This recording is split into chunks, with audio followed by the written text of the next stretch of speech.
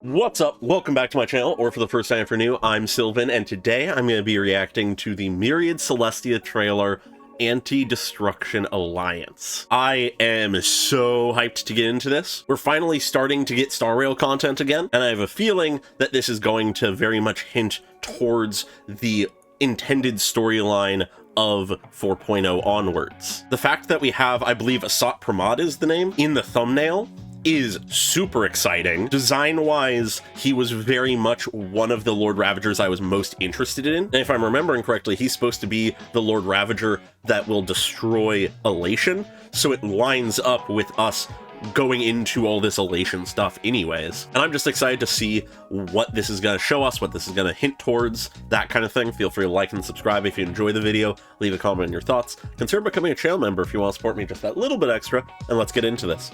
To all the worlds of the cosmos, after the Iron Tomb campaign, the Legion's steps grow ever faster. Following the road of the Trailblaze, I invite all of you to join the Anti-Destruction Alliance. Under the full moon together, let us discuss the future of the cosmos. The entry tickets are ready. As for luring in the other, I'll leave that in your hands. I shall complete the final stroke of the blueprint of preservation. All for the Amber Lord. You saw an I need to remind myself who that is. Does it mean that the Abundance's dregs will soon step in as well? This is a game of certain death. We're setting up all the players. See, isn't that precisely the variable I've been waiting for? Don't worry. I'll inform the Intelligentsia Guild about the Leviathan research. Leviathan research? The IPC's got some nerve thinking they could rope in the Galaxy Rangers. Yo, we're gonna get more Galaxy Ranger content? Fuck yeah. You actually found me? Guess that makes you the real detectives, huh? To hunt down a vanished eon. A vanished I'm eon? afraid you can't afford my price. Okay. One has Harmony's dance needed preservation's guidance. Okay. The blissful ball need not grace us. When I head to hi, Astropolis, Robin. I'll uncover what the IPC truly thinks. Interesting. I saw Sampo in there. Important. Time to work those hands, my dear Sparklies. Okay. You're in the Elation's domain now. Time to play by the fool's rules. All right. Don't go anywhere. Plain Arcadia's most magnificent masquerade is about to begin. There he is. And Himiko. This Are we gonna get giant's my Himiko like focus? I hope so. Promise me you'll turn everything upside down. Okay. Ooh. The moment humans start to think, Aha begins to laugh, declaring war, Nanook. Count me in. Oh? I shall choose one lucky guest to become the Eon of Elation for 1 minute. Oh. Bring forth your spectacle and brawl till you're broken and bleeding. Someone becoming Elation? Isn't that elating? Ooh. On a new journey. I know you're watching. Okay. Guess who I am right now. Ooh. There's some cool stuff here. Elio will stop at nothing, won't he? Oh. That's right. Nothing could please me more. Yo. Take this with you. Just this once. Oh, Elio's finally going to repay me. Facing an Eon head-on is unavoidable. Fuck yeah. Aha is one of the trickiest ones. How does it She has end? the fucking Infinity Gauntlet or some shit. Holy shit, this is hype as hell. When I first saw the new Silverwolf design, I did not expect for her to go in, like, I don't know, gamer Gurren Lagann directions? Because that's what this gives me. She's absolutely still got her gamer aesthetic, but the glasses, the sudden wings, the fist up into the sky, that is full Gurren Lagann vibes to me. I'm very excited to see what Silverwolf's role in things is if this is what she's gonna end up looking like. Also, just the line, how this ends won't be decided by the script. Is this the Elations doing? Things are too chaotic to predict? That's my immediate thought, but I don't know. I'm super curious. And the idea that at the very least Silverwolf, if not all of us, are gonna be facing off head on against the Elation, Aha, is very exciting sounding. But to pull back to a previous thing, it also seems like Asat Pramod is somehow enabling someone to become elation for a minute. Destruction amid elation, he says. This very much ties into the promotional thing we had of who's the true elation or whatever it was. It makes a lot more sense now knowing that there is actually something at play to temporarily transform someone into the elation or grant its power to them or something along those lines. But what this speaks to me as, for story and lore purposes, is there is some way that Asat is going to be granting this power or forcing this power upon someone so that whoever it is can go wild, destroy as much as they can within their own elation, becoming something so destructive and chaotic that it just tears everything down is the way I imagine it would go. But that is something that cannot be accepted by the Stellaron hunters. Thus, they send Blade and Silverwolf to deal with it, to face this would-be Eon head-on. If someone is to become an avatar of the elation, if that is in the script that will happen, then all they can do is face it head-on and stop it from destroying everything. That's exciting. That is hype. And it's not just Silverwolf who is going all out here with seemingly this new power she's granted by Elio. Blade is also powering up, it seems. We've seen the new design already, but I'm excited to see if this is a power of his own that was laying dormant, or if it is also something Elio is granting him. Either way, he's excited about it. Nothing could please me more, he says. But to focus on Asat Pramod again a little bit more, there's some interesting visuals here. We get some glimpses of him throughout the rest of the trailer, but it's this back portion that I really want to focus on again. As he's saying the lines I've already talked about of someone becoming elation, visually we are being shown what effectively is a representation of Aha, of elation, in a card game with Asat Pramod. To think that Asat may be playing a game with Aha, perhaps the way that he is able to grant this power to someone is through some kind of game or deal with Aha. I would not put it past Aha to find the idea of granting a mortal their power or taking over a mortal body temporarily to be something funny or humorous. And even if it is ultimately with the goal of destroying the elation, I don't think Aha would shy away from it if it was funny. So there might be a deal being struck, a bargain being made, or more likely a game being played between these two. But after the lines I already touched on, we have Asat Pramod calling out the Trailblaze, calling out us, basically, on our new journey, acknowledging that he knows we're watching and asking us, taunting us, guess who I am right now? If he truly has made some kind of deal or bargain with the elation, then it would be nigh impossible to figure out what he's up to, who he is even. I'm super excited to see what more of the meaning behind this is. But to jump back to the very beginning, go through it a little bit more chronologically, rather than just jumping around, we get a good look here at, I believe, Pearl and Opal of the Stonehearts. I imagine that even if Opal has a role in the story, I feel like Pearl will probably be the more prominent one, the one we're more directly interacting with, because I get the idea that Opal is sort of the head of the Stonehearts in a way, and I sort of doubt that we'd be getting stuff very heavily about him anytime soon. But regardless, what they're doing is interesting.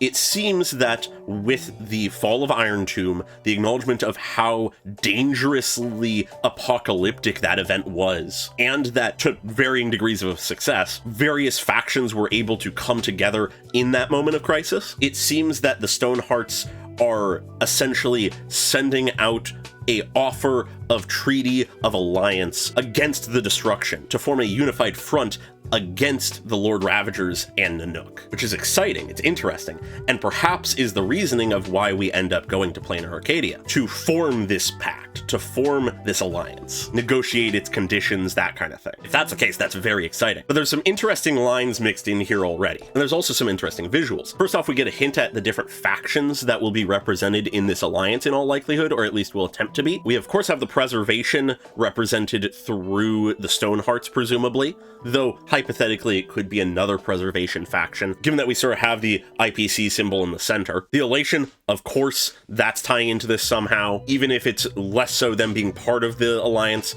and more so being sort of the grounds that the alliance is formed on if it happens on planar Arcadia. We have the Harmony, presumably through the family. Seems like Robin might be our representative there, which makes sense. She's, throughout the story so far, very much been the sort of representative of advocating for cooperation among the factions. We have Erudition, that easily could be either the Intelligentsia Guild or the Genius Society. The Trailblaze is an obvious one, that's us. In the background there, we have the Hunt, the Xianzhou Alliance being who that represents almost certainly. We already know that we're getting a character from them. And then we also have a few other of these sort of circular star shining things that are probably other factions, but who knows. But then we get to the first of the really sort of interesting lines I was mentioning before. The entry tickets, parentheses, masks, are ready as Opal holds a mask. It makes me think that perhaps this first meeting of the Alliance to negotiate its founding may actually be a bit more of a masquerade of sorts. The entry tickets are masks, something that is representative of the elation, the masked fools. It leads to some of the themes it seems like we're going to be tying into here of identity and mystery, of embodiment of the elation. The idea that any of these mask-wearing individuals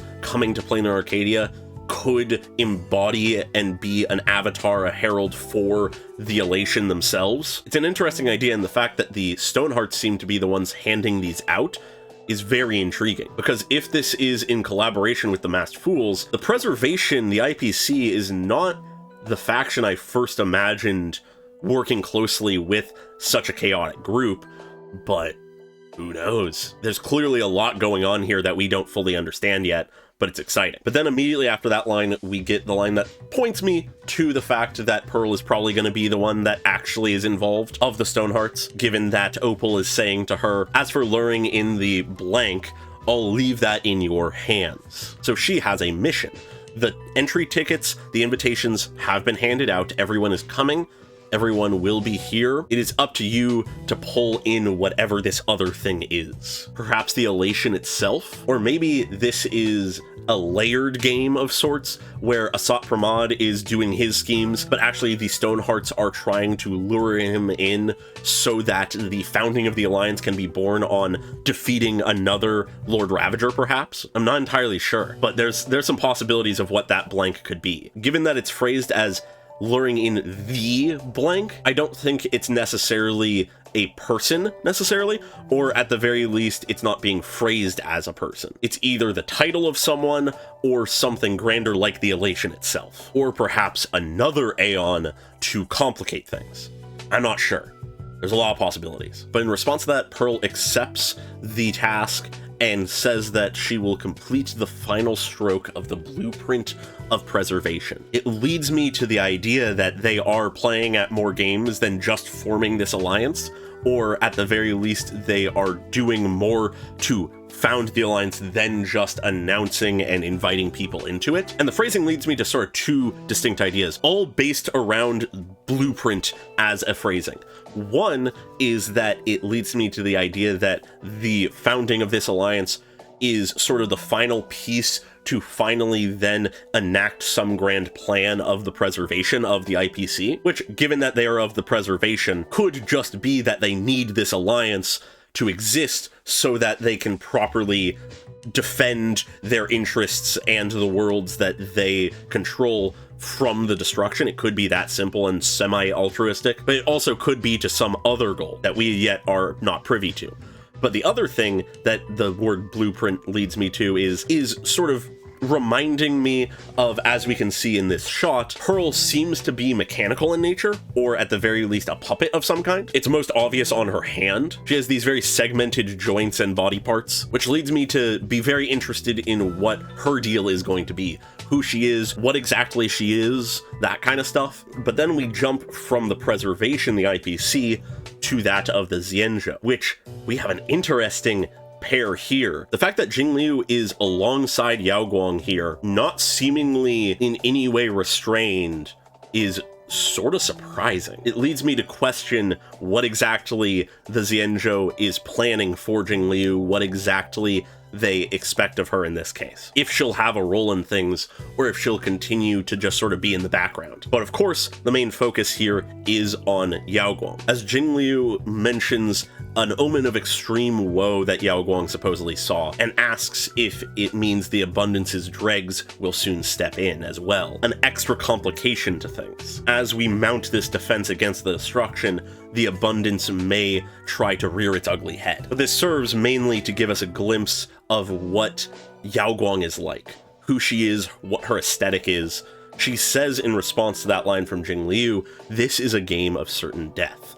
See, isn't that precisely the variable I've been waiting for, / the Xianzhou has been waiting for? It gives the idea that she has been sort of waiting in the wings, waiting for her moment of opportunity, for this big dramatic moment where everything's in chaos, life and death is on the line, and now it's the time for her, and through her, the Xianzhou, to shine. And through this, we get this really strong visual of there's sort of some flame iconography, but much more strongly here, especially in this shot, there's a bit of an actual peacock vibe going on here. All these flaring up feather-like flame things very much give off the idea of peacock to me, which leads me to think that given she's an elation character as well, she is going to, compared to a lot of the other generals of the Xianzhou, be much more flashy and dramatic. But we quickly move on to the next faction, now to what actually evidently is the Genius Society. I didn't even pick up on this the first time, but seeing that rubber ducky on the armrest of this guy's chair makes me realize this is probably Stephen Lloyd. I didn't even process that. I was too overwhelmed by just fucking everything already. But we have here him messaging presumably Ruang Mei in response to having received this invitation to the Alliance to basically just confirm with her, per Genius Society tradition, we won't get involved, assuming that, you know, they're not going to worry about getting involved, they won't join the Alliance, they'll leave it to everyone else. Which is a bit funny when in context of the whole Iron Tomb scenario and how major a role that Herta played in that. And Ruan Mei responds, "Don't worry, I'll inform the Intelligentsia Guild about the Leviathan research." Which is curious. I don't know if we've heard about the Leviathan research before or not. It doesn't ring any bells in my head, but it does serve to sort of adjust what I was mentioning before about what the erudition's role in all this was going to be. It seems like the Genius Society is the one they were reaching out to, but they're not as inclined to get involved, though they do deem some research they are doing to be pertinent to whatever is going on here, which is interesting. The fact also just that we're getting presumably Stephen Lloyd here very much implies that at the very least he'll show up in the story in some form, which is very exciting. I've been very interested to see Stephen in person and in action for a while. So this is exciting. Then the next faction we get is none other than the Galaxy Rangers, which is very surprising that the IPC would very willingly welcome the Galaxy Rangers to join their ranks in this alliance, despite the history of a few of the Galaxy Rangers with the IPC. But it serves to show us not only that Boot Hill and Rappa may or may not have a bit of a role in the story, but also to show us this other character in the background, who I don't think we've necessarily heard or seen anything of, though it is possible they've been mentioned somewhere. I'm very curious to learn more about them if they are involved, because they sort of have this maid aesthetic, but then they also have whatever that big-ass gun is. I'll be very curious to see more about that. But then we have Ashvale, I believe is the name, who I don't recall if we know what faction he's related to, if any. But he seems to be a bit of a detective character, perhaps, and he too has been given an invitation to this alliance. And more specifically, they've contacted him to join this alliance for the purpose of hunting down a vanished Eon. Which Eon that is a very good question. Just off the top of my head, I mean, the Beauty comes to mind as one that the ultimate fate of was more uncertain, but there are a lot of dead or gone Eons that hypothetically it could be. And once again, we have sort of that blanked out parentheses to presumably reference who that Eon is, which potentially ties back to the original blanked out line, implying that for the Stoneheart's plan to work here, they need to find and lure out this previously vanished Aeon, which is exciting. It's interesting. I'm very curious to see what that entails, but in the case of Ashvale specifically, he just sort of turns them away, scoffing, saying, "You can't afford my price." As we have this visual of the moon overhead, that's something that's been repeated a couple times visually and such, with him in this very stylized city with seemingly like flames in the background or something, as his shadow stretches out into this wolf-like shape, but with eyes in it and stuff. I'm very excited and curious to learn who exactly this guy is. But it's interesting that we sort of get these 3 in a row of the Genius Society, the Galaxy Rangers, and now Ashvale seemingly turning down, at least in part, the invitation to the Alliance. It points to them all being involved in some way, but they may need some convincing to get involved. But moving on, we get a glimpse of Robin alongside this sort of representation of the family / the Harmony is sort of the vibe I get, as it questions what exactly the family or the Harmony would gain from allying with the Preservation, which Robin responds with basically saying that she will go to Astropolis and figure out what exactly the IPC are up to, what they truly think, what scheme are they playing. And then after that, we get to probably one of the more interesting and pertinent moments of a group being invited, being that of the Masked Fools and Sparkle / Sparksy / whatever, and immediately she's just mocking the IPC, saying that they always gotta make themselves look important. Oh, look at them forming this alliance, inviting all of these factions, acting like they are this like big founder of this great cause of humanity / just the universe. But mixed in here, we have all these different shots of Sparksy, as well as these sort of mushroom bunnies. And rather humorously, though I feel it probably has some pertinence, we have in one of these screens art of none other than Sampo himself, Sampo Koski, but in a more Sparksy design with the pigtails and everything, which could just be goofy elation Masked Fool ridiculousness, or it could also point to Sampo and Sparkle being much more tied than we think, much more than just members of the same faction. Is it possible that in Penacony, when Sparkle was pretending to be Sampo, it actually was that Sparkle has always been Sampo, or Sampo has always been Sparkle? That's entirely possible. Regardless of that possibility, of course, taking center stage, Sparkle, or Sparksy in this case, essentially announces to everyone, you're in Elation's domain now. Time to play by the Fool's rules, as she herself is puppeted by an even larger version of Sparkle, who is all black and white and red. Almost this personification of the mask as herself. It's this welcoming of the chaos that is going to ensue, the acceptance of this invitation on the condition that you play by our rules. If you're on our turf, you're gonna play by our rules. Things are gonna be silly, they're gonna be wacky, they're gonna be ridiculous, and they're gonna be chaotic. And maybe, quite possibly, quite likely, dangerous. And from here she continues, saying, don't go anywhere, Planar Arcadia's most magnificent masquerade is about to begin, calling it outright a masquerade. Everyone's going to be wearing these masks. We're going to be questioning people's identities and intentions constantly. Tensions will be high as we attempt to negotiate the forming of this alliance. Finding that middle ground where we can all trust each other is going to be hard.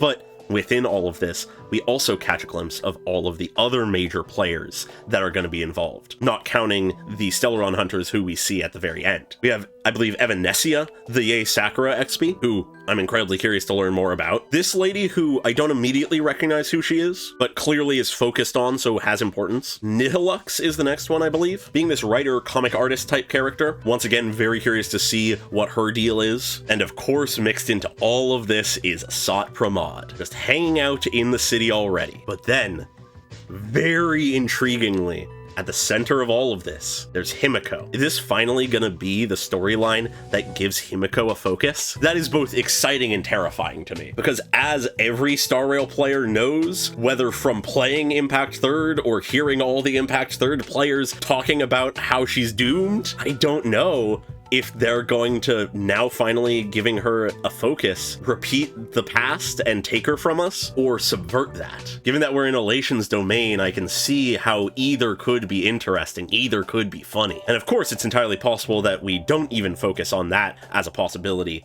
and more so, we just get something else to her story. But either way, I've been wanting a Himiko focus for a long time. And if this truly does give it to us, I'm hyped. But then after that, we have this acknowledgement by Sparksy that we are the protagonist of this story, and she wants us to promise that we will turn everything upside down as this distinct mask falls down towards us and we reach out towards it, almost certainly hinting to us having an elation form eventually, but what exactly the context of that, I'm very curious about.